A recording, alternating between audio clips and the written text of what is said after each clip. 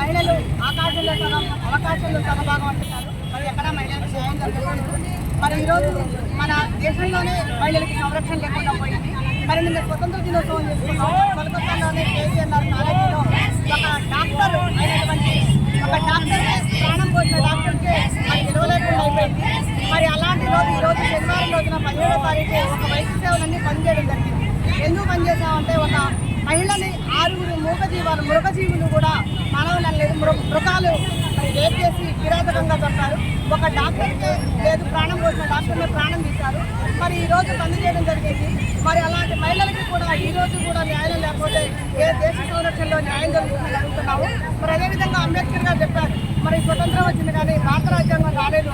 రాజ్యాంగం తీసుకొచ్చింది కూడా అంబేద్కర్ గారు ఒక మాట చెప్పారు. ఏమని అంటే, మీరు మనుషుల్లా ఉండకండి, గొర్రెల్లా ఉండకండి, కలిగిస్తారు, మీరు సింహాల్లా ఉండండి, మరి మీరు గర్జించి బతకాలి అని, మరి ఐకమత్యంగా ఉండి పోరాడాలి అన్నారు. ఆత్మగౌరవం కోసం ఎంతైనా పోరాడతాం.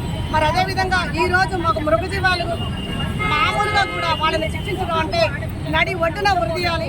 ఈరోజు ఈ దేశ పరిస్థితి కారణంగా 6 కూడా నడి రోడ్డును ఉరిదీసే వరకు మహిళలందరూ కూడా ప్రతి ఒక్కళ్ళు కూడా ప్రతి ఎత్తున ఇలాంటివెన్నో అంబేద్కర్ విగ్రహం ముందు జరుగుతాయని అందరి తరఫున మహిళలందరి తరఫున కోరుకుంటున్నాను.